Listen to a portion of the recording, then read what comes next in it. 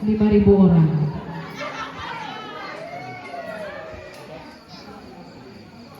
Sangat ayu dorang dan cantik.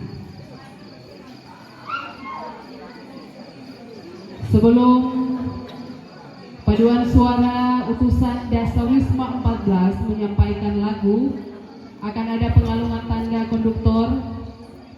Kami mengundang satu-satunya laki-laki yang bergabung bersama menyanyikan lagu Mars PKK, Saudara Supriyadi. Mari kita berikan tepuk tangan untuk Saudara Supriyadi mengalunkan tanda konduktor untuk paduan suara Dasawisma 14.